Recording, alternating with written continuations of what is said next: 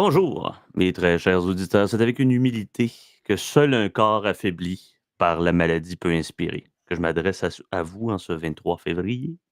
Votre humble serviteur a dû momentanément prendre congé de ses devoirs habituels afin de livrer bataille contre l'innéable grippe qui m'a presque terrassé. Vous pouvez d'ailleurs contempler aujourd'hui les ruines encore fumantes de cette lutte épique contre la perfide affection saisonnière. Mais rassurez-vous, car malgré ces aléas fort peu nobles de l'existence, notre mission reste intacte. Au menu, plongée approfondie dans les méandres administratifs et réglementaires de notre belle province, nous explorerons avec délectation et esprit critique les mystères de la Commission de protection du territoire agricole du Québec, les intrigues hégémoniques de l'Union des producteurs agricoles et les subtilités bureaucratiques du projet de loi 86. Avec la rigueur intellectuelle, la liberté du ton que vous connaissez, mes collègues, peut-être moins de moi, nous pencherons sur les raisons qui pourraient légitimement justifier l'abolition de ces institutions. Donc, préparez-vous à naviguer entre droits de propriété bafoués, monopoles syndicaux discutables et complexité réglementaire digne d'un roman kafkaïen. Donc, installez-vous confortablement ou commencez à préparer votre pliage. Hein, le lundi, le pliage, préparez-vous à être éclairé ou bien amusé ou bien indigné ou bien tout ça en même temps. Votre fidèle serviteur avec ses idées comme avec les idées de ses collègues va s'en aller vers le chemin de la liberté. Donc, bonne écoute. Je laisse mes collègues railler ma personne. Je me tais toute la journée. Oh, arrête. Aïe, Aïe, aïe, Ah. aïe, aïe, aïe. Bon, Écoute, l'UPA, j'ai fait une écriture d'un sujet. Bon, j'ai coupé, j'avais même pas fini. C'est parce que je me trouvais nul vraiment dans les sujets amenés. Fait que j'en ai fait un par écrit. Désolé de te c'est le dire, correct. Sam, mais t'es meilleur quand t'improvises, selon moi. Je pense que Désolé. oui. Ouch! Euh, Écoute. Mais bon, faire ça CPTEQ. vite, là. Ouais, CPTEQ, UPA, loi 86, Afuera, l'épisode est fini. Cool. C'est ça. Bye. Bye bye 2 tout le minutes monde. 30, l'épisode le plus court de l'histoire des Afuera.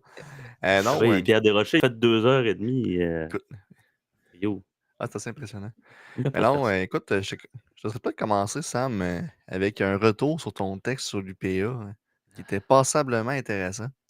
Passablement. C'était comme le note de passage. C'est correct. Non, mais écoute, notre passage au DEP, c'est 85%. Donc, c'était bien. On n'est pas en génie à 40% à l'université. Ouais. Je sais pas si c'est encore ça de même. Boy. Comme dirait si bien notre collègue Maxime Perron-Tellier qui administre maintenant le site.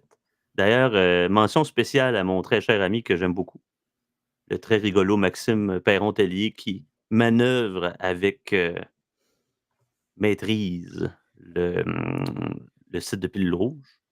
J'essaie de me connecter parce que je suis sur un autre maudit cruce de navigateur, puis ça marche pas.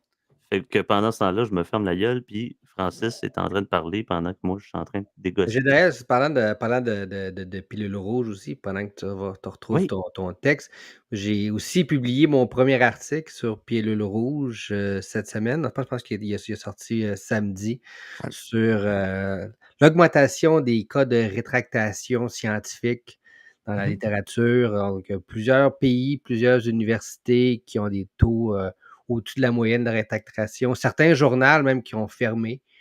Parce que le taux de rétractation était très élevé. Donc, le journal des Environmental Science and Public Health, qui était genre, il y a eu 27% de taux de rétractation, maintenant un journal qui est fermé. Je trouve ça quand même assez C'est immense. impressionnant. C'est immense, ça, tu sais. Est-ce surprenant que la Chine, avec ses incitatifs particuliers, soit en prépondérance dans ces études-là? Non, c'est pas surprenant. Mais c'est pas juste la Chine non plus, mais tu sais, c'était pas. Le Canada, c'était pas les États-Unis, c'était beaucoup des pays, genre la Chine, des pays africains, des T'avais le pays. Pakistan puis Le l'Irak, me semble? Pakistan, Non, l'Arabie Saoudite. ouais. C'est les Émirats arabes. Ouais, les Émirats Unis C'est ça. Suisses. Fait que ça, c'est des universités qui essayent de de percer aussi. Fait que des fois, il y a peut-être une révision qui n'est pas aussi rigoureuse qu'il devrait Mhm. être, là. Mais tu sais, genre, c'est ça. Puis tu sais, c'est des trucs qui étaient comme passés de plusieurs années, parce que genre des rétractations, des fois, ça prend plus qu'une couple d'années. Fait que tu sais, les données, genre justement de 2023, 2024, 2025, là, tu sais, ça va être. En Ça, tout cas, il c'était. prévoit une haute, là. Fait que c'est un article qui était publié dans Nature. Mhm. Donc, j'ai fait un résumé. Donc, c'est pas genre scienceoftinfoldad.com, là. Je suis allé chercher ça. Je trouve ça drôle. Genre, Yann, il avait mis comme ça sur Facebook. Puis, t'avais du monde là, qui, genre, tu pris tes pilules le matin. C'est comme genre, lis l'article. Lis l'article. OK? C'est publié dans un des plus importants journaux scientifiques. Lis l'article. Ah, mais non, ils vont penser que c'est l'équivalent du magazine horticole de Sainte-Madeleine. Tu sais, Nature. Hein? Salut aux polices. Exactement. Mm. Ah non, je tenais des médias. Je peux pas croire que je dois corriger des profs que j'ai eus. Non seulement ça fait honte à la profession, je ne suis pas journaliste. Mon père m'a dit de moi, je suis un gérant d'estrade et il a tout à fait raison. Je ne suis pas un acteur. J'analyse avec ma couleur qui est propre à la mienne. Tabarnak, c'est pas. Déjà là, je commence à sacrer. Donc le registre prend le bord. Mais c'est ça, ça me fait suer que des gens comme nous, je veux dire, bon, peut-être moins comme Serge. Serge est vraiment dans le contexte de l'analyse scientifique, c'est son métier. Et je peux pas croire que des gens qui sont dans le métier, qui ont plus de temps à consacrer à une nouvelle ou à un fait d'actualité, manquer autant de rigueur. C'est extraordinaire.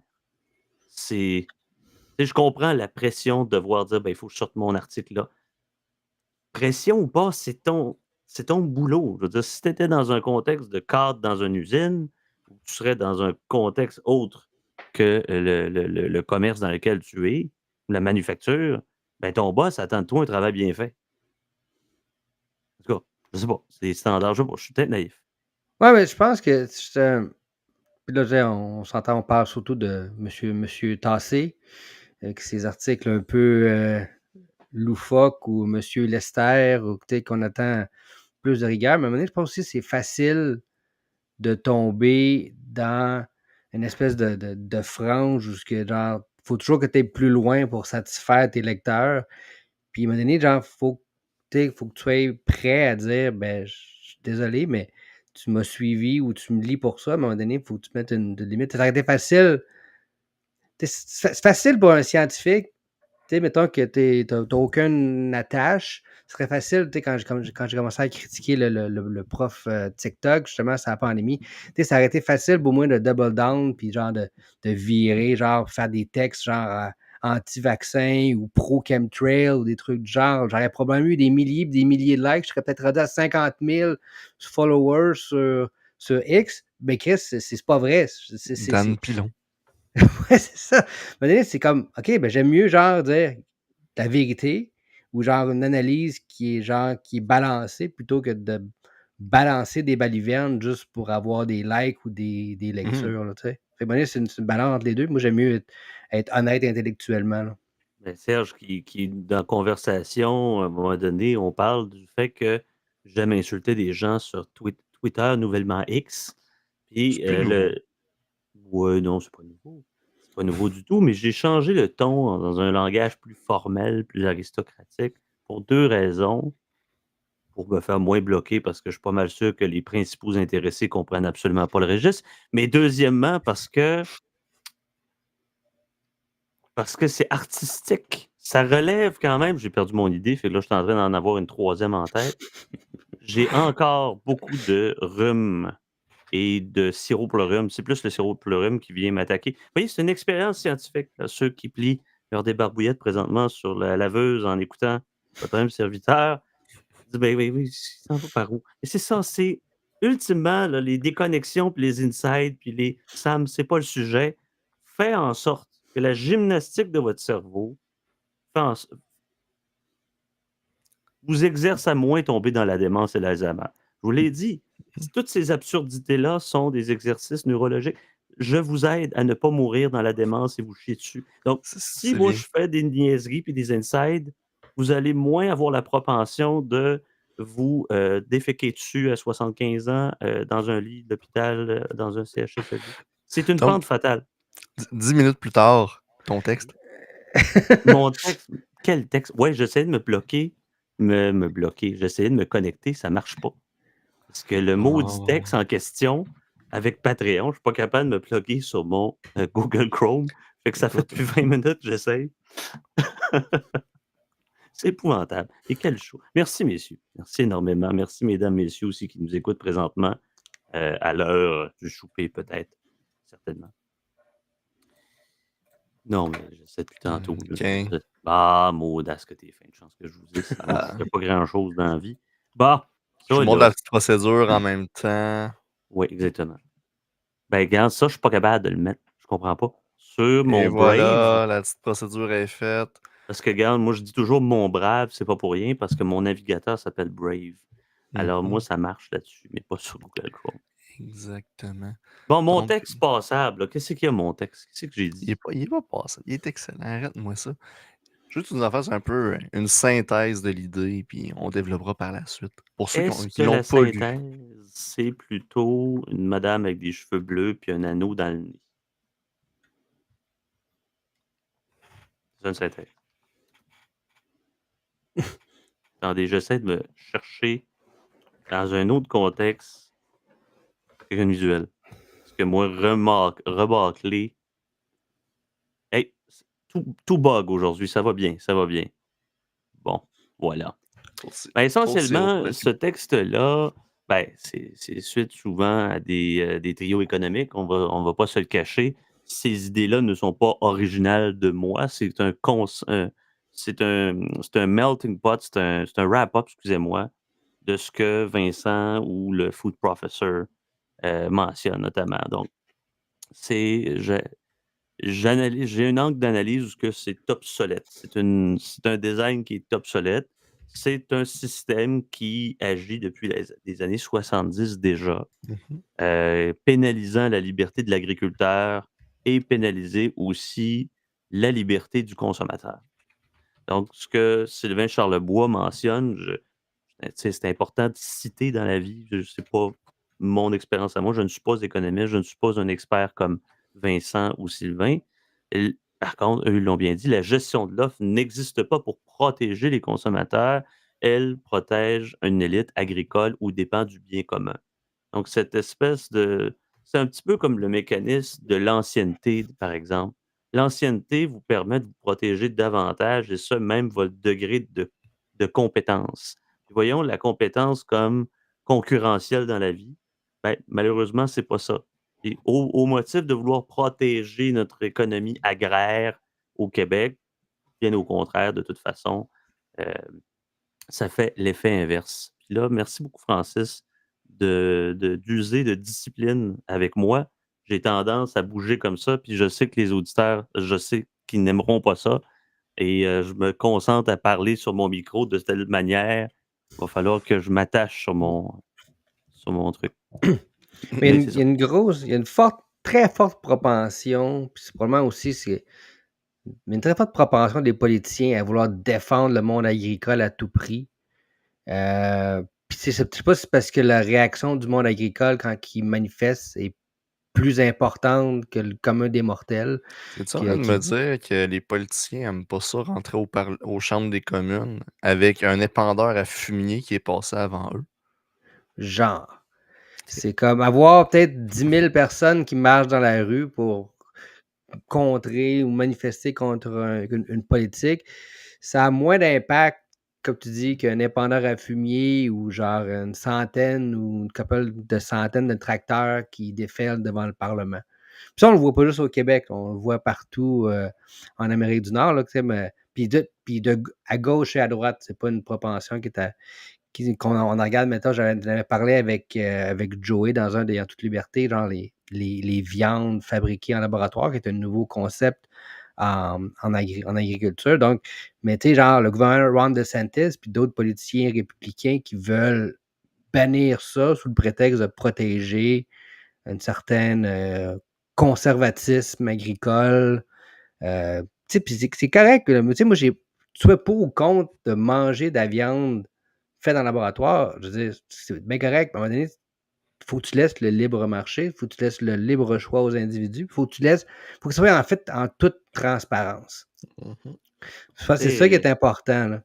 Je sais pas si tu vas être Puis, d'accord avec moi plus que parce que c'est toi l'expert dans le contexte. Par exemple, avec Santé Canada, tout ça, le rôle, selon peut-être ma naïveté, c'est est-ce que le produit est dangereux? Est-ce qu'il peut avoir un effet délétère ou néfaste à long terme? Et that's it. On doit contrôler certaines choses que mhm. les choses doivent être, tu sais, on ne donnera pas des produits toxiques, des produits qui peuvent être mauvais pour la santé à long terme. Donc, on doit faire un certain contrôle de sanité publique. Mais à un moment Non, mais c'est ça. donné, Oui, oui, je dis pas qu'il doit y avoir un. Même si c'était pas dans un monde utopique, on dirait qu'il faudrait qu'il y ait absence de gouvernement et que le monde va se régler d'autres-mêmes. Je pense que c'est utopique de penser ça, mais tu sais, oui, il y a une certaine propension de l'État ou du gouvernement à s'assurer que le produit n'est pas toxique ou tu sais, justement, qu'il soit propre ou sain à la consommation. Mais tu sais, même les pesticides, tu sais, je veux dire, le mot pesticide, c'est vraiment genre, c'est un produit qui est contre les pestes. Ça. Le monde voit ça comme un produit qui est toxique, mais je disais même, il y a des pesticides bio. Là. Tu sais, il y a des produits qui sont utilisés en agriculture biologique qui sont des pesticides, mais c'est reste bio. Mais c'est ça, mais dans ça, je veux dire, les produits qui sont utilisés, je veux dire, sont validés, sont validés par la science, sont backés par un. Mais c'est ça, c'est aussi avec l'utilisation. Tu sais, je veux dire, si tu utilises une concentration dans telle condition, dans tel vent, dans telle proportion, il faut attendre tant de temps avant que ce soit récolté. Tu sais, genre, à un moment donné, c'est comme tu peux pas non plus genre vérifier que l'agriculteur fait tout ce qui est écrit sur le papier, mais je veux dire, quand tu achètes un pesticide, je veux dire, tu as une liste d'1 kilomètre de long de comment d'utilisation, avec une différence entre bien utiliser le produit qui est backé par la science dans une utilisation très, très conforme et réglementée et genre de laisser des gens genre dire bon, moi je vais en prendre 3 fois la quantité parce que j'ai plus de bébés, ouais, mais ça marche pas de même. Tu sais. j'ai une question par rapport aux fameuses quantités. Tu sais. Par exemple, petit indice de ce qui s'en vient, une goutte d'eau dans un océan. Est-ce que, je te mets devant le fait accompli, pourquoi Santé Canada n'a pas banni l'homéopathie? Je suis vraiment curieux de savoir ça. As-tu une piste d'hypothèse, du moins, là? Je sais qu'on va pas faire ben, c'est pour cette raison-là. Pourquoi que Santé Canada. OK, ben pourquoi Santé Canada devrait bannir l'homéopathie? Je veux dire, Ah, l'homéopathie, c'est de la bullshit, mais je veux dire si. pas dangereux, même si Mais c'est c'est pas inefficace. dangereux. Mais c'est efficace. À un moment donné, je veux dire, il y a quand même une certaine valeur à l'effet placebo qui Mhm. existe. Je veux dire, si quelqu'un est convaincu qu'un produit va le guérir, juste l'effet mental a un Mhm. impact sur ta santé. Fait que, tu sais, l'effet placebo, il est réel. Bon, à un moment donné, il ne faut peut-être pas non plus traiter le cancer avec du jus de betterave, là. Mais je veux dire, tu sais, pour des problèmes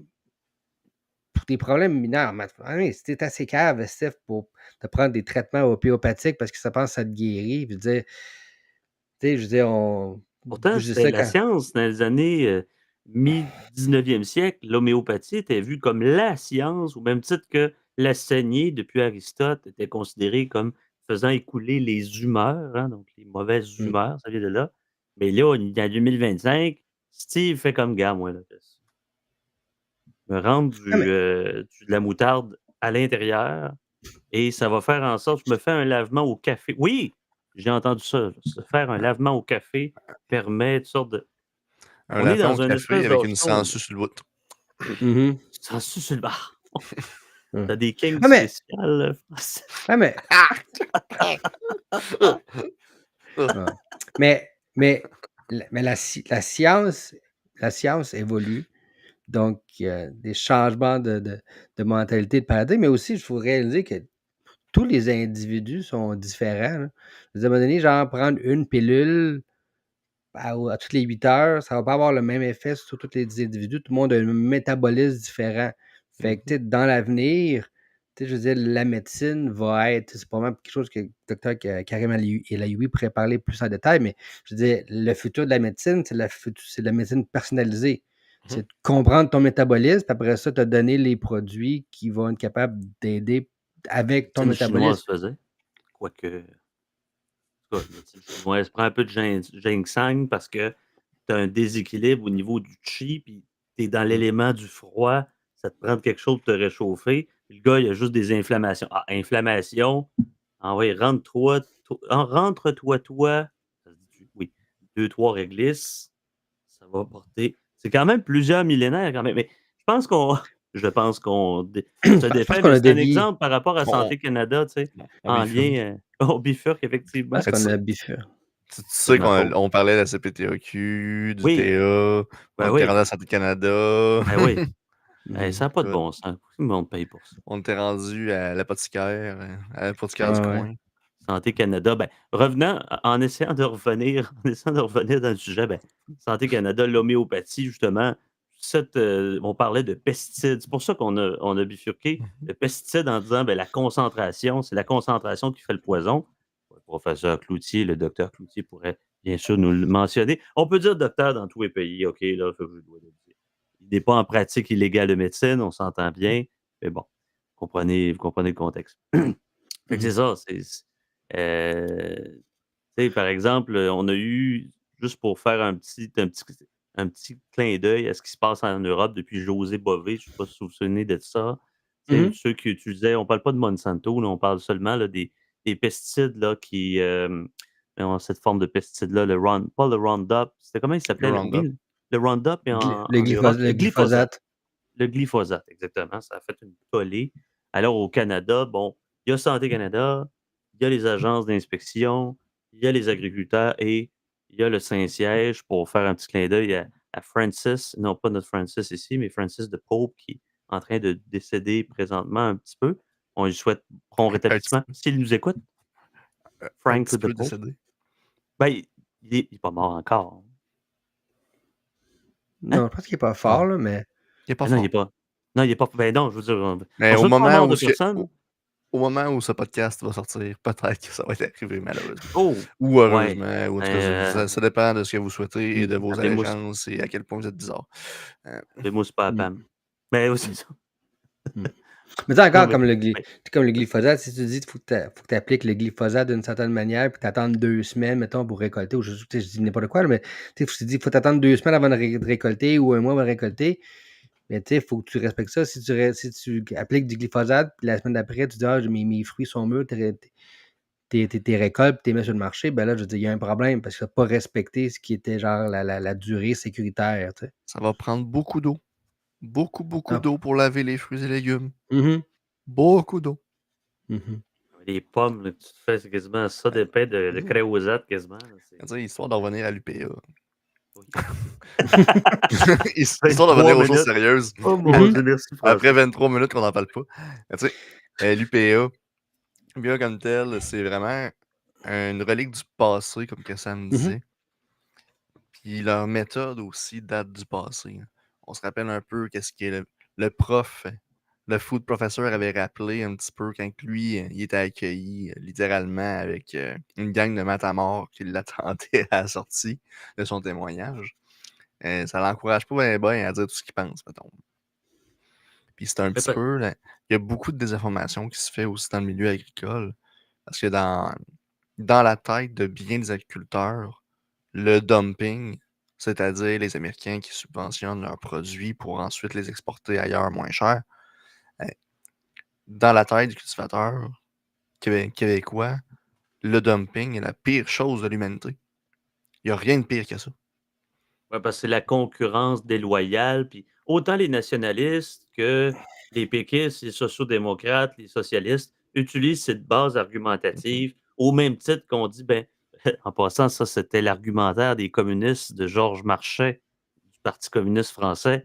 L'immigration est vue pour peser à la baisse sur les salaires des Français. Devinez qui a repris au bon l'expression, Monsieur Le Pen et par la suite, Madame Le Pen. Donc, vous voyez, c'est cette inaliénable argumentation, c'est cette ineffable racine est la même, c'est-à-dire c'est un fruit du corporatisme syndical. Et Mhm. elle est ancestrale, cette coutume-là. Donc, monopole syndical restrictif. L'UPA maintient une position qui est dominante dans le secteur agricole présentement québécois. Ça limite la diversité des représentations puis des opinions, comme on le dit avec le food professor. Cette centralisation-là peut étouffer les initiatives qui sont individuelles, restreindre la Mhm. liberté d'association aussi, qui est un droit fondamental d'ailleurs au Canada et au Québec dans les deux chartes. C'est une résistance au changement. Les réticences de l'Union des producteurs agricoles face à des dispositions, par exemple, favorisent des usages qui sont non agricoles. Donc, ça a tendance à privilégier le statu quo, ce qui est le cas depuis les années 70. Curieusement, le système est un peu dans le statu quo depuis les années 70, quoique c'est des réformettes. Donc, au détriment de quelque chose qui est absolument épeurant, l'innovation, puis l'adaptation aux nouvelles réalités économiques, ce qui fait en sorte qu'on n'est absolument pas concurrentiel à l'extérieur. Puis, je Mhm. dirais, dernier point, sur toute les réglementations, la capacité de l'UPA à influencer les politiques publiques peut, de façon ineffable, dis-je, conduire à des réglementations qui favorisent leurs propres intérêts au détriment de la concurrence, au Mhm. détriment de la libre entreprise, au détriment même de d'autres secteurs qui sont extérieurs au domaine agricole, ce qui vient justement faire une tendance centrale dans notre modèle québécois, qui d'ailleurs n'est pas exportable. Merci, Mhm. bonsoir. Mhm. Tu sais, Mais, on- ouais, mais c'est ça, on est comme passé en même temps. les deux Mais, hésitaient. C'était ouais, beau. c'est ça. Mais il y a eu, mais tu sais, comme le food professor l'avait dit, je veux dire, il y a un gros courant aussi, je me dirais, anti-scientifique à l'UPA. Quand tu es obligé, l'UPA qui va vérifier les recherches des chercheurs avant de leur permettre de parler ou pas. Je veux dire, c'est une théorie qui est contraire à la science de un. C'est contraire aussi à l'innovation. C'est contraire à la nouvelle technologie. C'est garder un modèle, je veux dire, qui ne fonctionne pas, qui est inefficace. Puis la croyance que c'est pour protéger les fermes, c'est complètement faux parce que les fermes sont en très forte diminution malgré tout. Mhm. Puis tu sais, je veux dire, à un moment donné, t'es comme moi, là, tu sais, je comprends qu'il y a un certain conservatisme et romantisme en agriculture, là, qu'on a toujours cultivé de même, on va continuer à cultiver de même. Mais je veux dire, moi, je veux dire, tu sais, puis je n'avais parlé encore avec Joey, j'arrête pas de plugger, mais en toute liberté avec Joey, mais je n'avais parlé de l'agriculture 4.0, des nouvelles technologies, de l'intelligence artificielle, les drones, les technologies GPS, d'Internet. Moi, les gars, comme je te dis, je suis pro tout ça. L'agriculture industrielle, je suis absolument pour ça. Encore une fois, je veux dire, si des gens préfèrent du bio, je dis, j'ai aucun problème avec le bio, qui avec le bio, mais que les gens puissent choisir. À un moment donné, il faut que l'UPA se tâche du chemin pour permettre aux gens d'être plus compétitifs, d'adopter des manières de faire qui sont plus performantes, qui vont être capables de. Oui, peut-être qu'il y en a qui vont. Peut-être qu'il y en a qui vont perdre, mais il y en a qui vont gagner. Puis ceux qui vont gagner beaucoup aussi. Mhm. Puis à un moment donné, puis ce modèle-là peut aussi se répliquer. Puis pour revenir, puis je l'ai probablement déjà dit, là, mais tu sais, si les États-Unis subventionnent leur lait, je veux dire, c'est leur problème. OK? Puis si c'est vraiment vrai aussi que notre lait est supérieur en qualité, ben justement, il y a 300 millions de personnes avec bien du cash au sud de la frontière qui seraient probablement prêts à payer plus cher pour avoir un produit de meilleure qualité. Fait que libérons nos agriculteurs, puis libérons-les du monopole de l'UPA. Puis ça va aussi pour l'UPA qui sert de la CPTEQ pour genre restreindre toutes les activités sur leur territoire, sur leur propre terre. Là. Tu sais, Simon Rochelot en a parlé avec Frank cette semaine, là, la sucrerie Bonaventure à Mirabel. Mais je veux dire, c'est pas un cas isolé, là, c'est un cas qui est reproduit de multiples reprises un peu partout au Québec. Là. Je veux dire, la CPTEQ qui met des bâtons dans les roues aux agriculteurs, aux entrepreneurs qui veulent juste genre maximiser l'utilisation de leur terre et maximiser leurs revenus. Et ces règlements-là, qui sont poussés par la CPTEQ, poussés par l'UPA, ça ne font que genre leur mettre des bâtons dans les roues, les appauvrir et les pousser vers justement qu'il n'y a plus de relève agricole. Fait qu'à un moment donné, on peut-tu genre arriver en 2025 puis revoir nos pratiques, là? Puis, tu sais, souvent, là, ces mesures-là, comme la sucrerie Bonaventure, je veux dire, c'est des initiatives qui sont supportées par les municipalités. Fait au pire, là, quitte à genre ne pas éliminer le CPTEQ ou genre éliminer le CPTEQ, mais redonner les pouvoirs aux municipalités. Je pense déjà juste ça. Je pense qu'on aurait vraiment un gros progrès là. Déjà là. On fait le pont UPA-CPTAQ, mais moi je dirais, souvenez là, dans Duplessis, mon père était cultivateur, mon grand-père était cultivateur. On est passé à une époque où on était des cultivateurs, des propriétaires, des gens autonomes, et qui même d'ailleurs et avant toute chose étaient plus libre-échangistes que le Canada. Voir ce que Vincent avait dit justement dans une histoire du Canada au niveau économique. Je me souviens plus du titre. Pour des associations, on dirait que le Québec est devenu une immense coopérative et quand ça vient le temps de dire, ben, au final, ben, on fait tellement pitié, nous, les agriculteurs, ben, tu dis, ben, hey, Colin, je n'irai pas à dire, non, non, vous ne faites pas pitié, là. Il y a d'autres mondes aussi avant vous, vous n'êtes pas les seuls. C'est assez difficile pour un politicien de voir dire, moi, je compte la gestion de l'eau, tout ça. Justement, cette raison-là, parce que c'est un peu de dire, regardez, là, faites pas tant pitié que ça, il y a d'autres mondes qui souffrent. Alors que c'est beaucoup plus subtil, le jeu, tu sais. C'est tough, sur le plan Ouais. politique, de devoir mettre de l'avant des choses comme ça. Ouais, parce que souvent aussi, vous dire, les politiciens font ce qui est populaire et pas ce qui est nécessaire. Là. Puis, tu sais, je veux dire, puis la CPTEQ, c'est pas juste les agriculteurs, c'est la protection du territoire agricole, comme si le gouvernement devait protéger la terre face aux méchantes personnes qui vivent dessus, là, puis Ah, mais genre leur Serge, renier complètement leur droit de propriété. Là. non, mais Serge, il y a juste 2% de nos terres qui sont des terres agricoles. Ça, là, c'est de la fucking bullshit. OK, là? Je veux dire, 90% du territoire du Québec, je veux dire, c'est de la fucking toundra, là. OK? J'exagère un peu, là. Mais Pas vraiment, pas tant, là. OK? Mais ça, c'est ces gens là qui. On a un immense territoire où il y a peut-être genre 4%, 5%, 10% max qui est habitable. Là. OK? En tout cas, qui est facilement habitable. Là. OK? Puis de dire, on prend le territoire complet jusqu'à Coudjouac, puis tout le kit pour dire qu'on est juste 2%. Non, je veux dire, à un moment donné, là, J'ai un on, pourcentage. Les on terres se calme les bonnes. consacrées à l'agriculture représentent environ 2% de la superficie totale de la province, mais Oui. consacrées à. Donc, cette proportion est relativement faible comparée à d'autres régions comme la France, qui est 58%. Oui, Donc, mais c'est quoi 50% du territoire que c'est le bouclier canadien, c'est pas plus? Ouais. c'est ça, Déjà à au la niveau base, du terre, ben, exactement. Ben, c'est ça, c'est tout à partir sur de les terres, Saguenay. Ben oui, c'est énorme. c'est Les sur les terres terres basses-terres du habitables. Saint-Laurent, 2%, Ouais. c'est pas gros. C'est sur les terres Parce, habitables, là, c'est beaucoup plus que 2%. parce que je Ils prennent pense le que je territoire l'avais. total du Québec, là. Oui, oui. Parce que je pense que je l'avais mis dans le chat quelque Ouais. part, mais je l'ai oublié, puis je me rappelle plus c'est quoi le pourcentage, mais je disais, ça, c'est un chiffre qui est fait pour genre essayer de faire pitié, là. OK? Puis Ah oui. pendant que Oui. Jean Sam est essayé de peut-être de chercher. Quand je dis là, que la CPTEQ ne s'attaque pas seulement qu'aux agriculteurs, j'ai un cas, puis si tu me permets, je vais pas avoir. C'est mon cas. Un des cas de la CPTEQ, parce que quand tu vas sur leur site, je veux dire, il y a des cas à pu finir, là, puis c'est vraiment pas facile de chercher. Mais j'ai trouvé un cas où ce que la CPTEQ a joué un rôle puis il était refusé. Que ça peut être une anecdote, mais ça s'ajoute à Sucrerie Bonaventure, ça s'ajoute à d'autres cas. OK? C'est la compagnie Sani Manic, qui est une entreprise spécialisée dans le traitement des bouts de fosses septiques, OK, à Matane, qui avait demandé à la CPTEQ l'autorisation d'agrandir son site de traitement. Puis, il voulait acquérir 2 hectares supplémentaires, donc vu qu'il y avait une augmentation de la demande. OK? Bon, les raisons, c'était 75 à 85% du site était à capacité. Donc, il y avait besoin d'infrastructures supplémentaires, justement pour une mise aux normes et être capable de satisfaire la demande.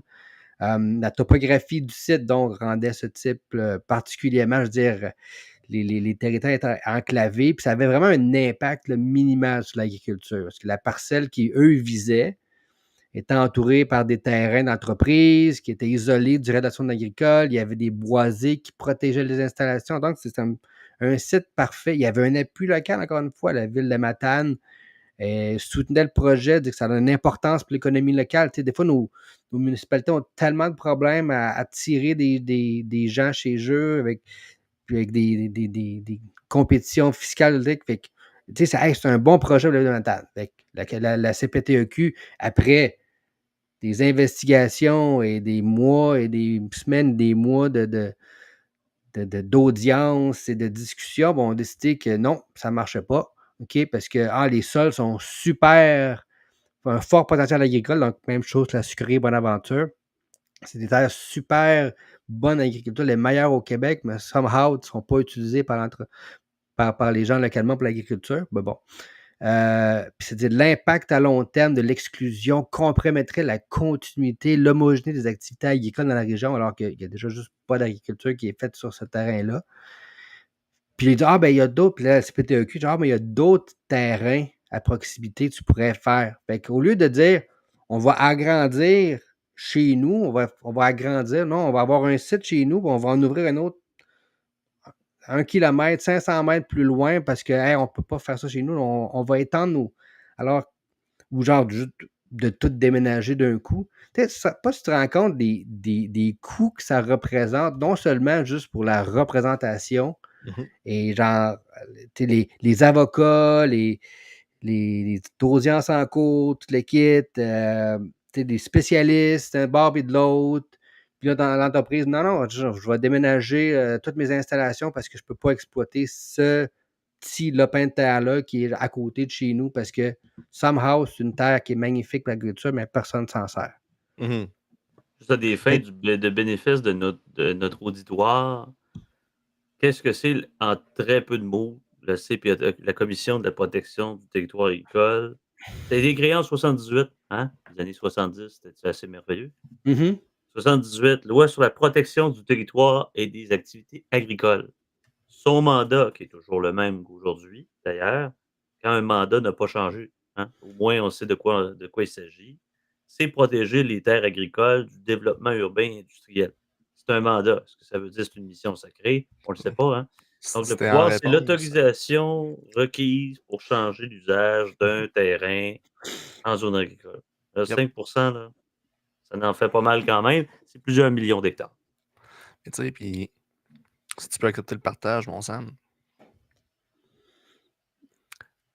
Les chiffres que Serge nous avait envoyés cette semaine, j'ai retrouvé le tweet original de Vincent Breton, d'une compagnie pas bien connue qui s'appelle Du Breton, qui dit que le territoire du Québec est déjà composé de 89 à 90% de terres qui appartiennent à l'État. Parce que la plupart des terres dans le Nord sont des terres publiques. Les forestières, en réalité, donnent une compensation financière au gouvernement pour pouvoir se servir de la terre. Pour ceux qui ne le savaient pas. En passant, le domaine royal en France, au Moyen Âge, était constitué de 10 à 14% du territoire en France. La pas République du tout québécoise a une plus grande partie du territoire que le roi de France au 14e siècle avait. Parenthèse fermée. C'est ça. Sur le 10 à 11% qui reste, il y a 4,7 à 4,8% qui est agricole là-dedans. Qui est déjà réglementé par la loi de la CPTEQ. Et là, l'UPA, cette semaine, proposait de nationaliser une partie du 4,8 pour s'assurer que jamais, au grand jamais, il va y avoir d'exploitation autre qu'agricole là-dessus. Là où l'État passe, l'herbe ne repousse plus. Écoute, c'est la technique de la terre brûlée à côté, puis ils s'en rendent même pas compte. Bon, du Genghis Khan plane sur nos têtes. Ah non, c'est... Alors, ça n'a pas de bon sens. Ouais. Ça, je voudrais dire, Joey, là. Ouais.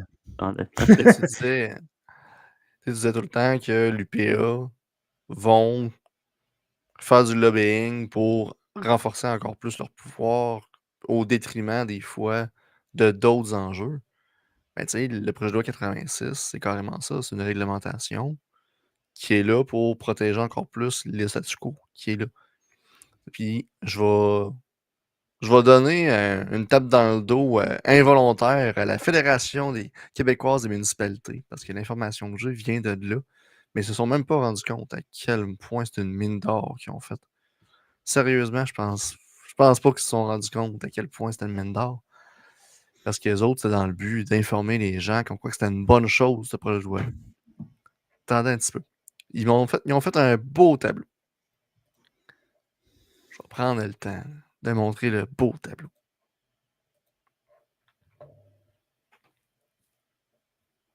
Oh, OK. Ça va être petit un petit peu, je suis désolé. Ça Hmm. va prendre la... Ouais, pour ceux. Caroline. Ouais, mais tu sais, pour ceux qui sont capables de voir quelque chose, tant mieux. Pour les autres, je vais le lire.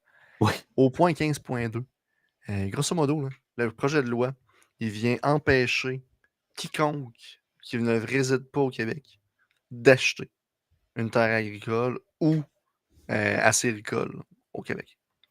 C'est ça que le projet de loi vise. Parce que là, dans les milieux agricoles, une grosse partie des discussions de basse-cour, c'est oh mon Dieu, il y a tel consortium américain qui a encore acheté une terre à telle place, ainsi de suite. C'est la grosse discussion depuis une couple d'années. Et pour empêcher ça, ils mettent une petite clause à l'article 15.2. Comme quoi que pour envisager acheter une terre agricole et que ce soit accepté par la CPTAQ, il va falloir que la personne s'engage à résider au Québec dans les années à suivre. Il va falloir qu'il a séjourné au Québec au moins 1095 jours dans la période des 48 mois suivants. Excusez, Monsieur le Président. C'est un peu comme le 10 000 personnes à la frontière, ça, le 1095. Moi, là, ça me sidère, les chiffres là, qui. Mais c'est C'est 3 ça. ans. C'est Ouais, 3 ans sur 4, grosso modo. mais pourquoi 3 ans? Non, mais 3 ans au 1095. Parce que ça fait plus beau de dire 1095 qu'il y a 3 ans. C'est un Pourquoi ils chiffre l'ont mis à plus gros. 48 mois? Puis en plus de ça, j'en rajoute un petit peu encore.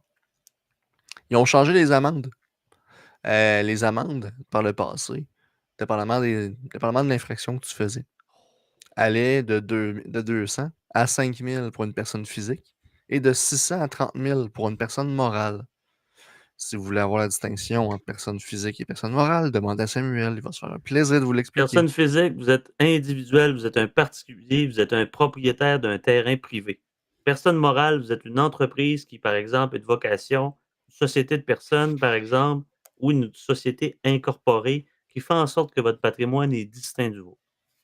Parenthèse fermée. Pas pire, hein, belle tête de crap. Maintenant, les nouvelles amendes. Vous vous rappelez, c'est de 200 à 5 000. Maintenant, c'est de 1 000 à 10 000 pour une personne physique et de 2 000 à 20 000 pour une personne morale. Ça, c'est pour un type d'infraction. Pour l'autre type d'infraction, c'est de 2 500 à 25 000 pour la personne physique, de 5 000 à 50 000 pour la personne morale. Ça peut aller jusqu'à 200 000 les amendes totales.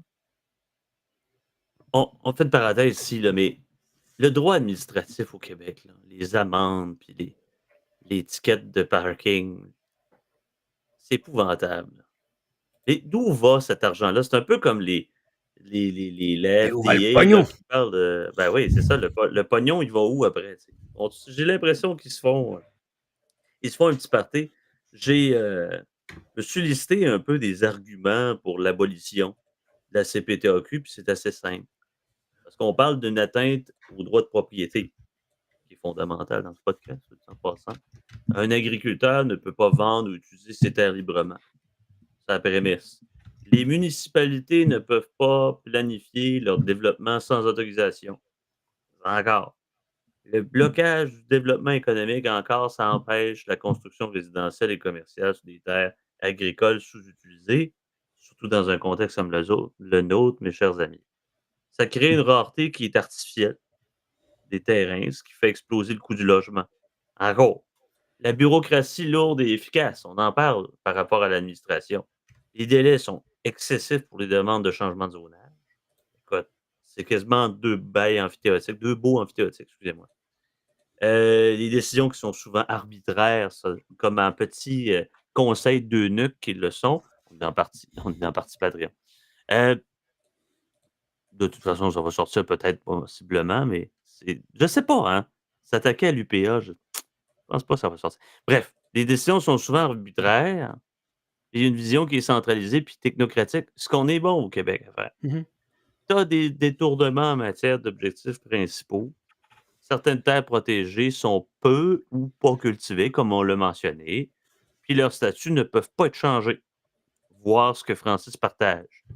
Ça Partagé. favorise indirectement les grands producteurs au détriment des petits entrepreneurs. Tiens donc, hein? Mmh. S'il y a quelque chose au Québec, ah mon Dieu, le gros bonnet, c'est méchant. Puis le petit artisan, le petit fermier, curieusement, pourtant, ça tombe pas dans cette culture politique-là. Pourtant, il y a Moi, des ce qui m alternatives possibles. Tu as la liberté totale d'utilisation des terres selon la volonté du propriétaire, mais non, faut pas faire ça. Mmh. Tu as des régulations locales qui sont plus adaptées aux besoins de la communauté dans la limite du raisonnable. Puis tu as des solutions de conservation qui sont volontaires via des incitatifs plutôt que des contractions de pénalisation qui est essentiellement cock blocking. Mmh. Mais à base, je veux dire, c'est ta fucking propriété, là. Je veux dire, tu peux-tu faire ce que tu comme dans les limites du raisonnable, ce que tu veux sur ta propriété? Je veux dire, ça t'appartient. Puis moi, ce qui me déflaboxe dans l'UPA, puis le texte de la sucrerie Bonaventure, c'est que normalement, un syndicat, c'est supposé défendre ses membres, alors que là, ici, l'UPA, je veux dire, genre, chie volontairement sa tête d'un producteur parce qu'il fait pas ce que l'UPA veut que lui fasse, c'est-à-dire d'être limité dans ses capacités puis dans ses revenus. Le gars, il est sur sa terre, il fait de l'agriculture, il fait de l'agro-touristique, il fait plus d'argent, il attire plus de touristes, plus d'investissements, plus de taxes dans la municipalité. Puis l'UPA, au lieu de le défendre comme étant son membre, dit hey, gars, ce gars-là, genre, il apporte genre de l'eau au moulin, il apporte de l'argent, c'est un succès. Non, on va y casser les deux jambes, puis là, toi, tu vas faire pousser du soya, puis tu vas fermer ta gueule. CPTAQ et UPA, là, je les ai qualifiés, j'ai qualifié l'UPA, CPTAQ de mafia agricole. Notre cher et vénérable professeur Cloutier, qui vient juste de mentionner le cassage de jambes, j'ai l'impression que la CPTAQ est une forme de piezo. Vous savez, c'est quoi le piezo? Le piezo, c'est un monnaie que vous devriez payer. En fait, c'est de l'extorsion. Hein. L'extorsion, c'est l'acte de soutirer de l'argent à quelqu'un dans le but de, supposément, de le faire chanter, ou bien, dans ce contexte-là, de le protéger ou de ne pas le protéger. Donc, si tu nous donnes de l'argent, on va te protéger. Si tu ne nous donnes pas de l'argent, on va te casser à la gueule, puis tes enfants, ils vont avoir de la misère à se trouver des broches. Mm. Essentiellement, c'est l'État. Donc, quand on parle, je vais utiliser le- l'argumentaire anarchiste, même pas libertarien, l'État a le monopole de la violence. Elle le fait très bien avec une violence qui est pécuniaire, avec ses hosties de 10 20 au lieu de 20 000 ou 30 000. C'est une mafia agricole. Tout à fait. Puis je peux comprendre, je pense qu'à la base, tu peux me corriger si je me trompe, je pense que la base de la CPTEQ, c'était pour justement empêcher l'achat de terre par des étrangers puis des Chinois, là. C'était pour Les contrer la Chinois, mais spéculation. contre la spéculation. Mhm. OK. Tu sais, je peux comprendre, mais maintenant, comme, tu sais, en même temps, moi, je serais genre très afuera dans la CPTEQ, là, mais t'sais, au pire, là, genre, la réformer puis arriver avec quelque chose qui est 2025 puis qui, genre, défend à tout prix le droit de propriété des individus, là, quitte à restreindre un peu l'achat de terre par les étrangers. OK, je serais capable de mettre un peu d'eau dans mon whisky là-dessus pour négocier, OK? Mais, puis en passant, je ne mets pas d'eau dans mon whisky. Juste Je quelques tiens à le gouttes. préciser. Quelques Ah, gouttes. même pas, en tout cas. Pas de glaçons, en tout cas. Ça, c'est pour les faibles. Je peux pas inciter personne, là, mais. On vient. Bon, c'est sûr qu'on va recevoir des mises en demeure par Go. Fuck, j'ai Mais collé le démon. mais il Je n'y avait sais qu'il va en pas. avoir. Mais il n'y avait pas, Francis, où je me gourre dans la loi 86 que tu parlais, il n'y avait pas aussi, genre, d'empêcher l'achat de terre par quelqu'un qui est dans juste la ville d'à côté? Mhm. OK. Ouais, ouais. Peux-tu Pendant qu'on en T'sais, parle, je vais T'as partager. plusieurs critères. T'as l'étranger carrément qui réside pas au Québec, que ça, c'est la condition du 195 jours sur 48 mois. Mais t'as aussi, t'es dans le village voisin. Tu veux acheter la terre qui est mitoyenne à la tienne. mais qu'elle traverse la frontière de l'autre village, ben, il faut que tu demandes l'autorisation de la CPTAQ pour le faire. Et ça se peut que je sois refusé parce que tu es considéré comme un étranger. C'est ton fucking voisin. Mhm. Je veux dire, Barnac. tu peux faire comme Homer, là, genre, je suis dans telle ville, l'autre ville, telle ville, d'autres villes. Mais non, à la CPTAQ, j'ai dit non, tu peux pas, t'es un étranger. C'est comme C'est genre, ça. are you fucking kidding me? C'est ça. C'est terrible. Ça paraît le loi, si maintenant, Oui. ils ont fait un pont, donc. Donc oui, Sam, c'est cette loi-là qu'on parle. Oui. J'en enfin dans le sujet. Si tu veux la présenter aux auditeurs. Je toi pour la présenter. Oh non, vas-y, c'est toi qui fais le partage. Je fais le partage.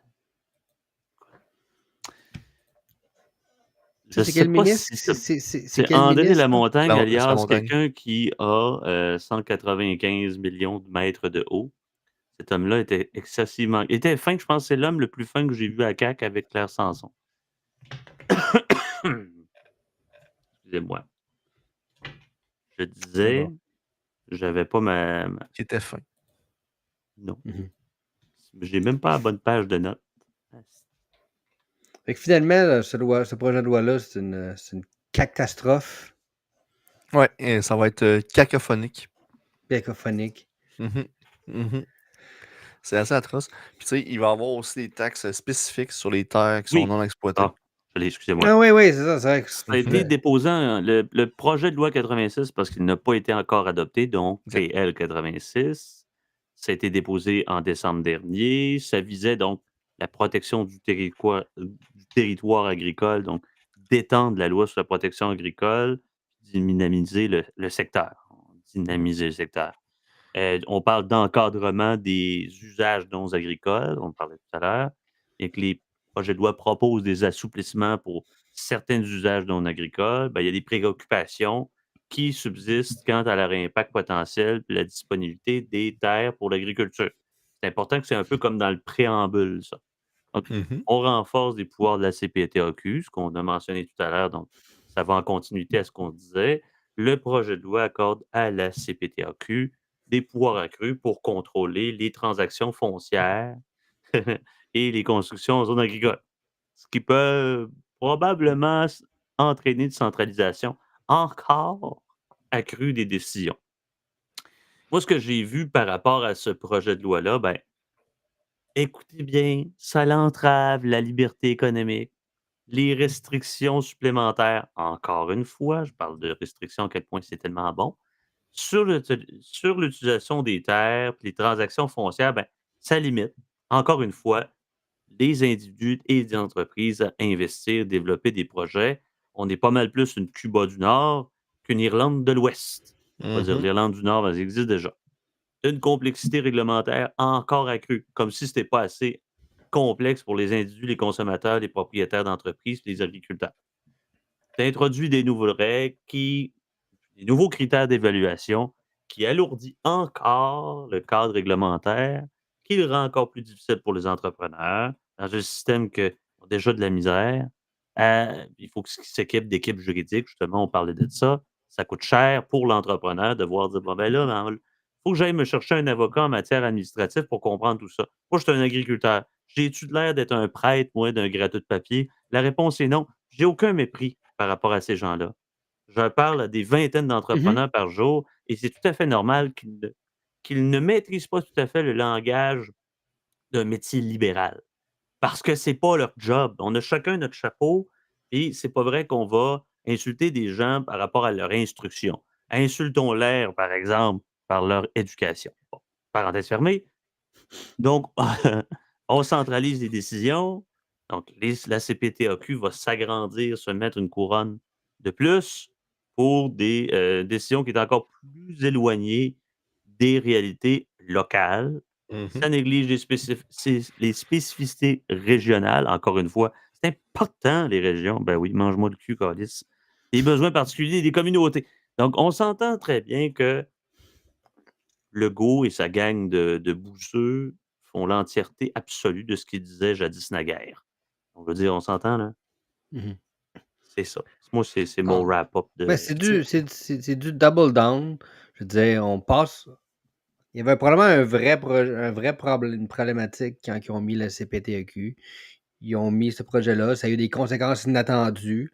Fait qu'au lieu après ça, de l'enlever ou de redonner le droit de propriété, ils redouble down pour faire plus de En fait, réglementation, qu'il va encore avoir plus de conséquences mhm. inattendues. Puis c'est Tu comme. sais, la spéculation qui voulait être bloquée à l'époque, c'est sur les terres qui sont devenues le 10-30 à Brossard.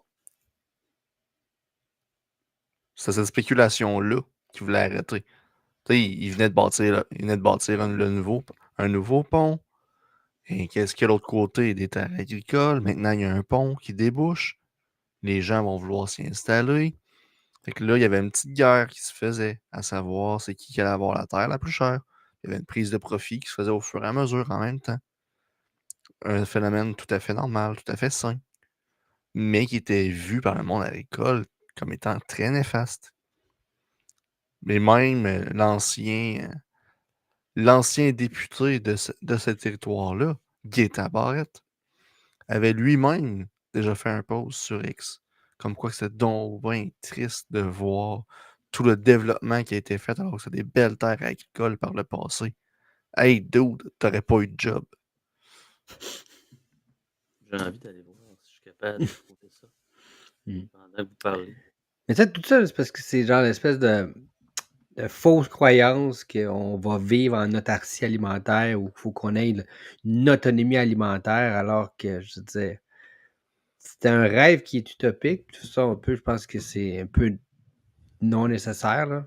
Puis de toute façon, ça fait fi aussi des nouvelles technologies justement agricoles qui sont en émergence, qu'on parle des serres de meilleure qualité, de fermes verticales ou d'autres genres qui vont permettre d'avoir des, de l'agriculture beaucoup plus près des individus sans être obligé d'avoir des immenses terres agricoles qu'il faut que soient exploitées. Je veux dire, la technologie va être capable, on est capable de produire plus de nourriture maintenant avec moins de terre. Donc, je pense que c'est dans cette vision-là qu'il faut aller plutôt que de défendre un modèle du passé, même si c'est super romantique, là, l'agriculture et les filles de Caleb, là, je pense qu'à un moment donné, je pense qu'il faut évoluer. Oui. Puis, dans des Mesdames, savez places, ce qu'il vous reste à faire. c'est pas rien contre les agriculteurs. Je pense que nos agriculteurs sont excellents, sont nécessaires, mais je pense que souvent, si on les libère de toutes les réglementations et restrictions qu'on leur impose, je veux dire, ils vont performer, ils vont trouver des meilleures manières de faire, ils vont être plus productifs, ils vont peut-être avoir plus d'agro-touristes qui vont venir avec. Je veux dire, arrêtons d'encadrer nos agriculteurs, puis libérons leur potentiel et leur innovation, puis go for it. Arrêtons de Voilà! tout vouloir encadrer puis dire non, non, non, il faut qu'on soit. On va vivre en autarcie, même. Je veux dire, si tu veux vivre en autarcie, j'espère que tu aimes les patates et les navets parce que that's pretty much it. Là, tu sais. Non, ben Serge, les bons ananas de la Côte-Nord. Mhm. Parce que c'est bien dole. J'avais le droit à une. J'ai le droit, je suis sur le sirop pour la grippe. Vous allez me J'ai le dire, doigt. mes chers amis, ben oui, c'est ça, tu es toujours sur le sirop pour la grippe. T'as-tu une petite dépendance à ça pour Hey, devoir justifier tes calembours stupides? Non. mais, parenthèse, C'est quoi? je sors du sujet, OK? Mhm. Mais c'est contextuel avec ce qui s'est passé en Frank de Allemagne Pook? hier avec l'élection.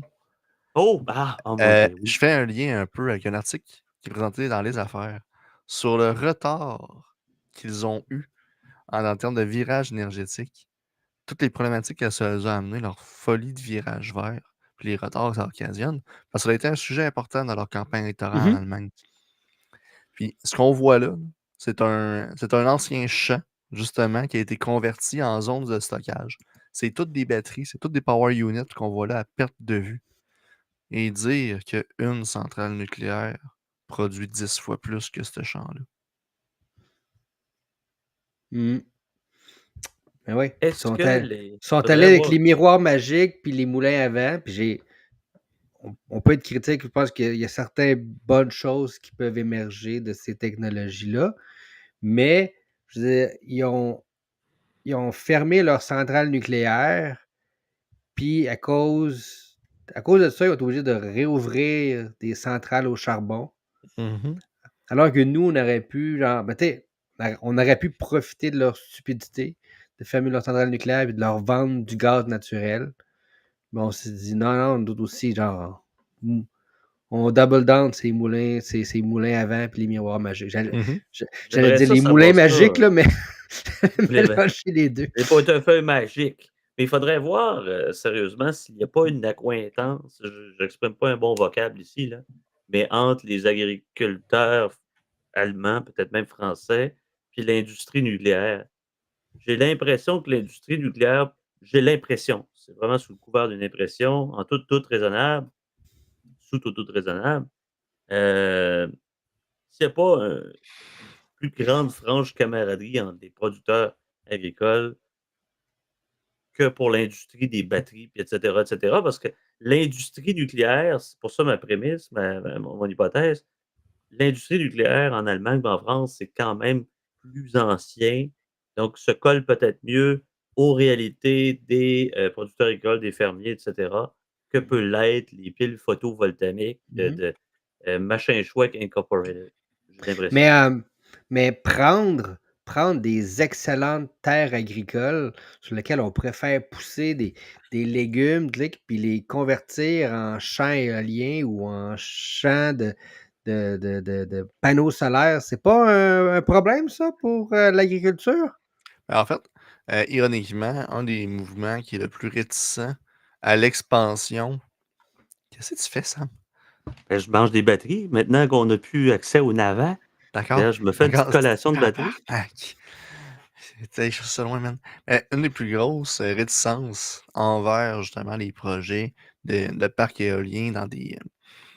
Entre autres dans des champs ou dans des diverses montagnes, c'est justement l'UPA. Tu sais, même si tu as certains agriculteurs que les autres voient que, comme écoute, la redevance qu'ils me donnent pour crisser l'éolienne sur ma terre me donne plus que qu'est-ce que ma terre me donne. Qu'elle crisse dessus, je m'en sac. Mais ce qu'il va faire, c'est que pour un cas comme ça, où ce que sur sa terre à lui, ça l'avantage, ben tu vas avoir une coupe de terre rentable, efficace, productive, sur lesquelles il va avoir des moulins à vent dessus. Les panneaux solaires au Québec, on ne se cachera pas que ça n'arrivera pas demain matin. Là. Il y a un Non. petit parc de rien dans le coin de Sherbrooke, justement, que c'est un test d'Hydro-Québec. Là. Oui. C'est genre un laboratoire. Là. Mhm. Non, c'est sûr qu'on est peut-être moins, avec la météo, moins propice à avoir des grands champs de panneaux solaires, là. On préfère avoir des tueurs de chauves-souris. Ouais. Je suis pas sûr de. Excuse-moi. Les éoliennes. Ah! Une, Ah oui. une des. Un des plus gros impacts néfastes des éoliennes, pour ceux qui n'ont pas catché la joke, là, c'est justement sur les chauves-souris et sur les oiseaux. Dans le coin du parc national Témiscouata, ils sont rendus qu'il faut qu'ils fassent un recensement mensuel des chauves-souris. Parce que les parcs éoliens qui sont autour, ils ont fait diminuer, je pense, de 80% les chauves-souris qui sont là. Au point que c'est rendu que ça met en danger l'écosystème de la place. Pauvre Batman. Tu sais, je veux dire, les écolos sont contre des projets de ponts, de tunnels, de routes, parce qu'il y a une grenouille faux grillon ou je sais pas trop quoi qui est menacée, mais genre tuer 80% de la population de chauves-souris parce qu'on met des éoliennes, ça, ils n'en parlent pas, par exemple. Non. Ça, c'est Non, pas ouais, grave. c'est pas grave, c'est pour la bonne cause. Ouais. C'est un sacrifice pour la bonne cause, c'est correct. Mhm. Je trouve ça ahurissant, le double discours de ces gens-là. Je veux dire, ça me pue au nez, c'est l'enfer. C'est comme. Tu sais, je veux dire, t'es pour la protection des animaux, je veux dire, t'es pour la protection des animaux, peu importe le projet. Mais non, je disais, c'est vert, on n'en parle pas, fait que pas de problème. Mais quand même qu'on déplacerait les chevreuils, les chauves-souris, whatever, qu'est-ce pas La des éoliennes science là. a gagné. Les Ouais. chevreuils de Longueuil, la science a gagné. Dans le livre, il veut pas que je fasse Batman qui s'écrase sur une éolienne en raison de droit. Puis c'est pas vrai que Yann, lui, pendant le trio économique, Yann a un effort de concentration qui est pas mal mieux que moi, sinon ce serait moi qui serais actuaire. Moi, je fais des affaires avec ChatGPT. J'espère que je suis pas trop haï par Serge et Francis. Mais Ah, non, juste un mais peu. ça, juste pas leur dire. Non, mais sincèrement, là. Afuera. Non, à un moment donné. Non, mais qu'est-ce que vous avez à dire contre nos braves co-religionnaires, Yann et Frank, qui volent nos sujets de subvention parce que c'est juste nous qui peuvent. Hey, moi, là, je suis comme dans le chat, comme. Non, mais Non, là, Frank, il écoute, dit hey, il y a 400 pages. C'est pas Ouais. assez. je vais être fair avec Frank. Il y a assez de subventions pour deux. Oui, moi aussi, il y a assez de subventions. Il y a assez de gaspillage Il pour faudrait faire des 3 ou Afuera 4 shows 3-4 même. fois Là, tu semaine. sais. Ouais, c'est ça. Ah, mais c'est ça, il faudrait faire ça 3-4 fois semaine. Peut-être même 5 jours semaine. Et on aurait peut-être à couvrir tout ça. Ouais, il faudrait que je vais payer plus cher. Parce que j'ai quand même une job de jour à faire. Fait que... Excusez-moi, j'ai pas. Jeff sera en tabarnak, puis il aurait raison. À cause de. Mais c'est quand même assez ahurissant, je veux dire, les dépenses, les subventions, puis... Tu sais, on vient avec la CAQ, son projet de loi 86, juste le projet aussi, ça aurait peut-être été un sujet d'un autre, mais le projet où ils veulent encadrer les grèves, puis les trucs, c'est assez ahurissant aussi comme projet de loi. On s'en est parlé un peu dans le chat, là. Mais, tu sais, je veux dire, on est plus de droite, puis on aurait peut-être plus tendance à dire ah, correct, c'est un projet de loi qui attaque les syndicats, mais à un moment donné, je veux dire, quand que le gouvernement se met là-dedans, puis qu'il décide tout, à un moment donné, c'est comme, je sais pas, genre, décroche puis débarque. Là. Je sais pas ce que vous en pensez, là, mais. Ouais, ça m'a l'air assez monomaniaque comme. Mais c'est un Comme désir de vouloir tout contrôler. Puis je comprends que. Je comprends qu'à un moment donné, il faut que tu t'assures qu'il y ait un mais service essentiel, là, mais. ça fait En tout penser cas, avec un dialogue que j'ai eu avec un de mes bons amis de l'époque. On a proverbé. Derrière chaque grande rigidité se cache une grande faiblesse. À la limite d'un coquillage ou d'un escargot, là. On se cache derrière une rigidité, une solidité qui est tout à fait en inadéquation avec notre propre corps.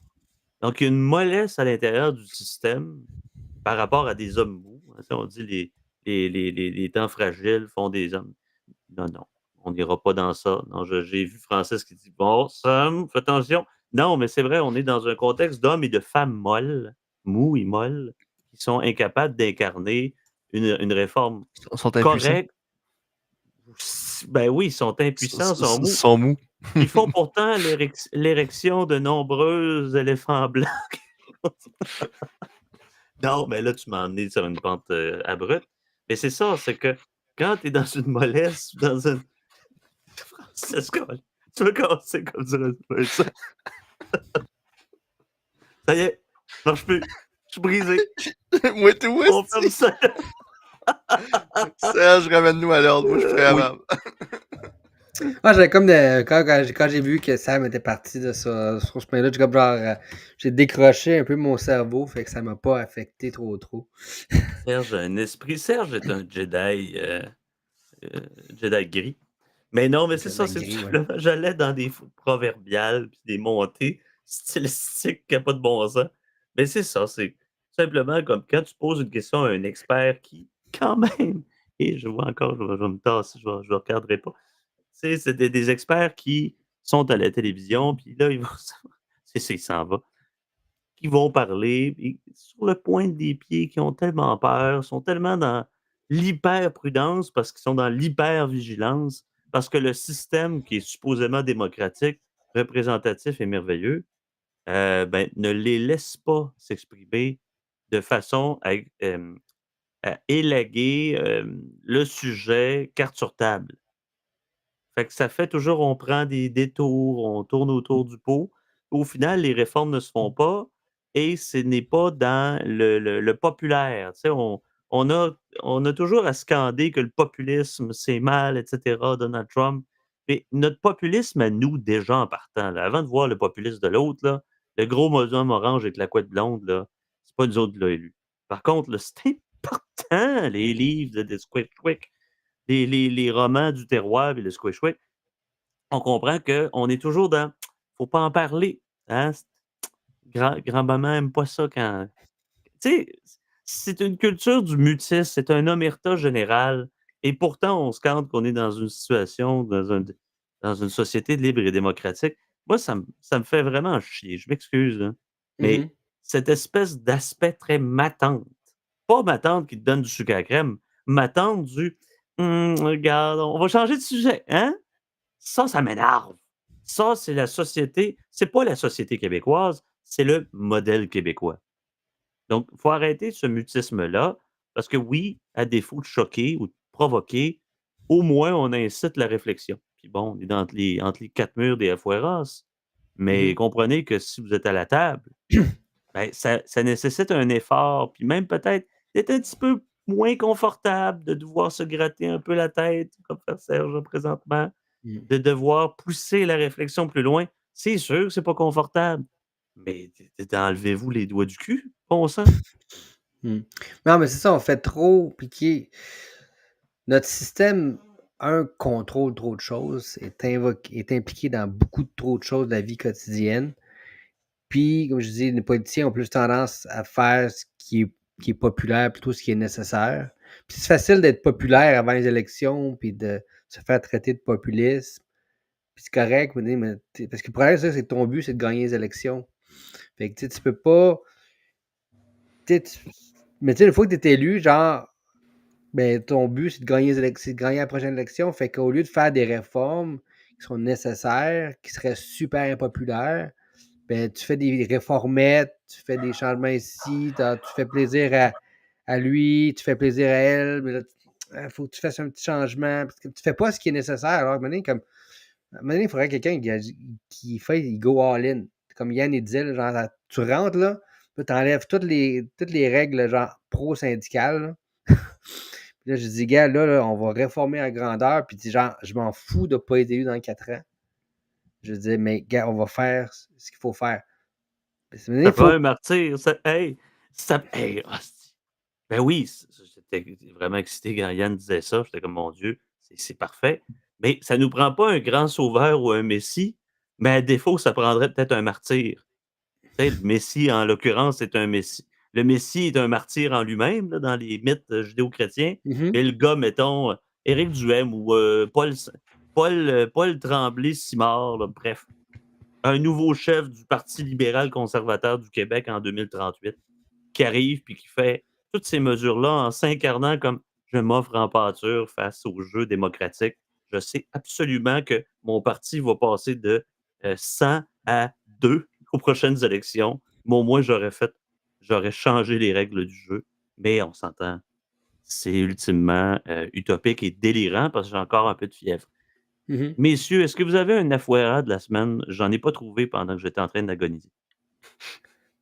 Ah, non, j'ai pas vraiment cherché non plus d'Afuera de la semaine, parce qu'on prend toutes les subventions qu'Anne a sorties, puis on fait un Mon, Afuera, là, mais. mon Afuera de la semaine, c'est Santé Québec. Oh! Oh! On va inviter mon chum. Non, mais non, non, mon C'est chum puis tout. ta J'ai rien à blonde, rajouter. faut vraiment être dans une prudence. Mon chum viendra jamais, ça c'est sûr et certain. Ma Mais, blonde elle est prête à venir, mais pour un sujet, puis à get out après ça. Elle veut les pas joints rester. les subventions d'étanchéité les subventions pour les joints d'étanchéité de climatisateurs de morgue, ça c'est Pérusse. Mais bon, j'essaie de checker et vous des mes pages ouvrent pas Hmm. aujourd'hui. C'est pour ça qu'il y a des bugs continuels dans mon cerveau. Pas juste dans mon ah! Oui, je voulais montrer ça. Écoutez, je m'excuse pour ceux qui Mais sont à l'audio là, mais Afuera! Hmm. oui, c'était C'était tellement tellement beau! épique, cette fois. Hmm. C'était Je tellement l'aimerais épique. bien, mais là, il est tellement sauté puis pété ce gars-là, tu peux pas tu sais, c'est pas il est pas l'archétype, c'est un accident de parcours. Il est un petit peu autistique, puis il s'en va voir un autre autiste. L'autre est comme délirant avec ses grosses rouflaquettes. Il ramène une scie à chaîne. Mais comprenez-vous dans quelle idée je me fais quasiment Une scie Alexandre à chaîne. Cormier-Denis? Ben oui, une scie à chaîne, là, c'est: «Mi lei Écrit se Viva reunió la con libertad, mos». carajo, dessus. Oui. Ah oui, exactement. En Estados Unidos regalaron una motosierra. C'est dans la belle époque qu'on vit, par exemple. Je veux dire, oui, Ah, il y a des affaires épouvantables et terribles, là. Mais ça, c'est cute. Puis, mais, OK, j'ai un afuera de la semaine. Oh! Les décrypteurs. Les Vas-y. décrypteurs. Quand ils sont rendus à faire de décrypter Acide Blais puis André-Arthur du ciel, là, je pense que genre c'est plus, genre, il n'y a plus aucun rapport avec la réalité, c'est vraiment juste idéologique. On peut-tu genre juste les couper? OK? Je veux dire, c'est ahurissant. Tu sais, genre le bout, je pense que c'est dans les nouvelles de Joey cette semaine où il débunkait Acid Blais. Il fait de l'humour calice, là. OK? C'est de l'exagération. C'est Puis vrai, tu il a sais, raison. puis à la base, là, OK, je suis peut-être pas nécessairement contre l'aide internationale, là, puis je suis pas nécessairement contre non plus, genre, de payer des toilettes pour des gens qui n'ont pas les moyens de s'en payer dans d'autres pays, genre, super pauvres, OK? Le problème, c'est que probablement que ça coûte, genre, 10 fois le prix que ça coûte. Fait que probablement que oui, tu as un impact positif pour les maladies, puis genre, localement, mais il y a probablement aussi du monde qui s'en met dans les poches, OK? Mhm. J'ai pas de problème avec assurément. ça. C'est ça, j'ai pas de problème avec ça à la base. Mais on peut-tu faire ça après que tout le monde ait un toit sur la tête puis qu'il n'y ait pas genre des millions de personnes dans les banques alimentaires? Tu sais, on peut-tu genre tu sais, envoyer des millions pour quand mettons, il y a un tremblement de terre, ça me dérange pas, mais quand ta population, je veux dire, tu as un fort pourcentage de ta population qui vit dans la pauvreté, on peut-tu genre régler ça avant d'aller régler les gens qui chient sur la plage au J'entends. Ghana, là? Ben oui, j'entends Ginette puis Maurice dire deux choses. T'aurais-tu fait mieux? La réponse est calisse que oui. Mhm. Deux, ben oui, mais on peut mâcher de la gomme et marcher en même temps. C'est aussi idiot que Mais, mettre de l'eau dans son vin comme mais c'est quoi? expression. Non, parce que la gomme mesure des pieds puis des tonnes. Tu peux pas mâcher cette gomme-là tout en marchant en Dans même les temps. deux cas, là, pour réduire la pauvreté ici et la réduire ailleurs, là, la solution est simple. Prôner la liberté économique. Mm. C'est exactement. Pas juste make the PLQ libéral again, make tout le monde libéral again. Oui. La Make tout le monde. suprématie libéralo-libertarienne, Mm. libertaire. Hey, Oui? c'est nul en Christ la course à la chefferie du PLQ. Là. Écoute, j'ai même plus le goût de faire des communiqués de presse. Je veux dire, Je n'ai pas fait 2 semaines. Pablo est même plus sur X. Charles Milliard, je sais pas ce qu'il fait, puis t'as le troisième luron qui a Marc probablement genre Bélanger. 20, t'as probablement genre 22 followers sur X, je sais pas trop quoi. Là, Ouais, what the fuck are they doing? Là? Marc Bélanger, c'est un bon soldat, mais c'est ça. C'est un bon soldat.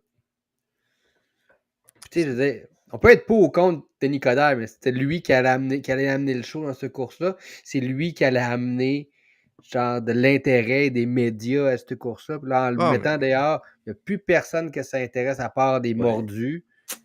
Tu sais, c'est un peu comme ça, tu sais, comme dans l'argument, par exemple, on dit on va mettre devant Trump un gars du WEF, United Nations, qui est un Trudeau avec des bas bruns devant Trump.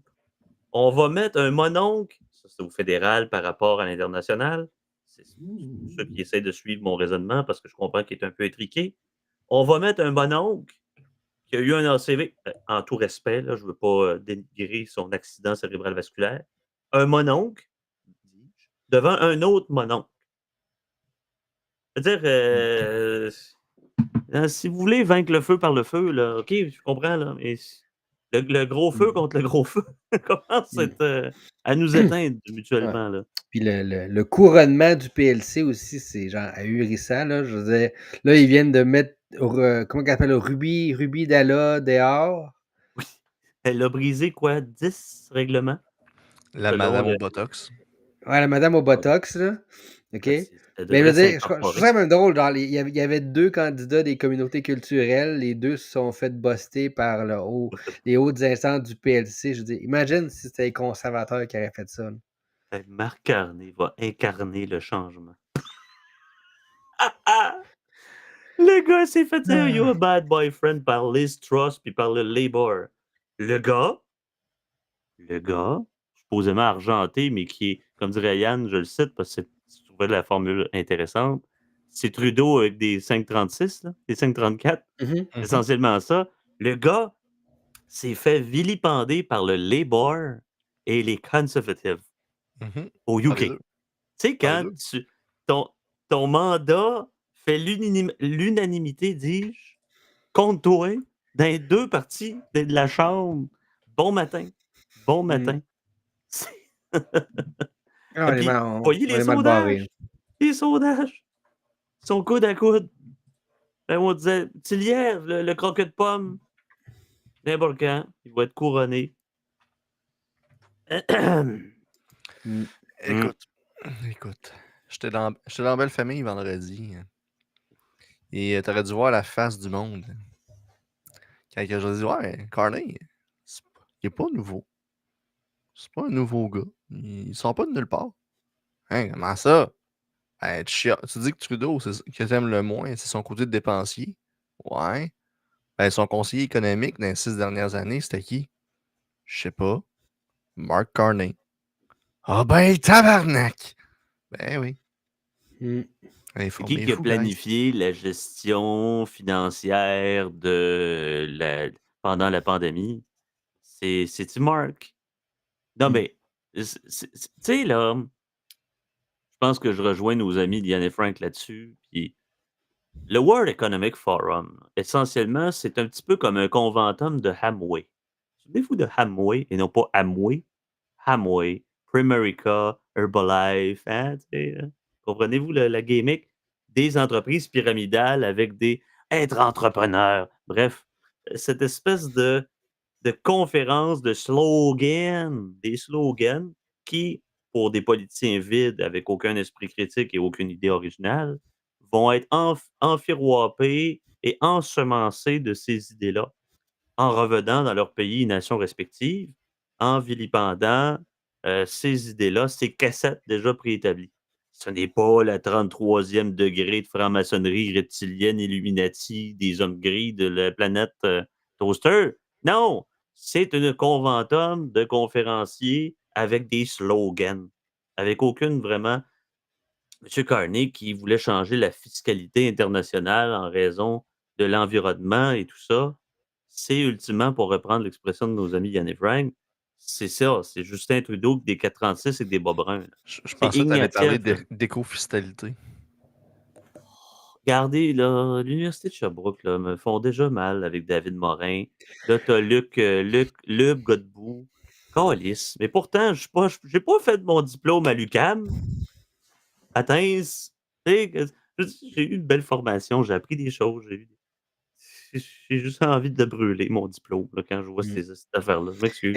Une belle promesse pour la campagne Make the PLQ Liberal Again, là, ça pourrait être « Je promets de ne jamais utiliser les recommandations de Luc Godbout pour les 4 prochaines années. »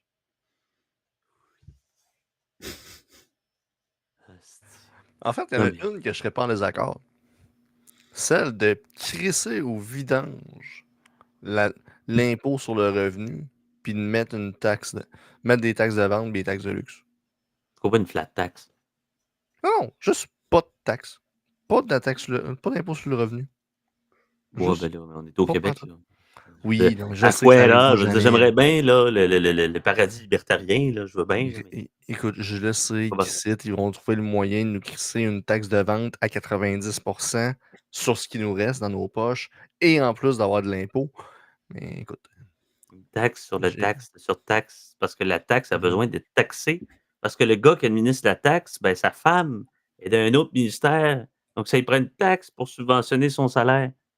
Mais non, mais je veux dire, imagine, demain matin, là, le mastodonte, là, on va crisser la moitié de la fonction publique à dehors.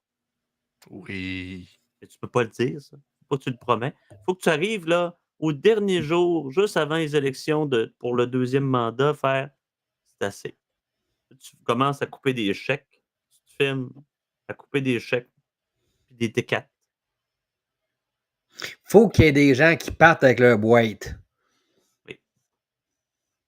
De toute façon, il y en a qui ne travaillent pas, fait qu'ils n'ont même pas de papier, fait qu'ils n'ont même pas de boîte. De toute façon, quand ils sont en télétravail, partir avec ses boîtes, c'est déménager. Ben oui. Hein? Je veux dire, les étudiants, pour les études féministes ont besoin de locaux pour vivre leur vie. Mmh. Non, mais Chris, ça prend quoi de ces gens-là? Il faut survivre. En Il y a effet. beaucoup, moi, je dis souvent, il y a beaucoup trop de gens qui existent dans la vie. Je ne suis pas un malthusien, mais je trouve qu'il y a beaucoup trop de gens qui existent. Tu vas me dire, commence donc par toi. Bon, fait que c'est ça. En toute fin, j'existe pas plus qu'ailleurs, là, à un moment donné. Mmh. Euh, Je Mais pense que c'est voilà, une fin de podcast, ça. c'est ça. Une chance que Francis et Serge sont là. Donc, merci tout Bye! le monde de nous avoir écoutés. Fait qu'en résumé, c'est ça. La CPTEQ, l'UPA, loi 86. Afuera! Por la libertad, carajo!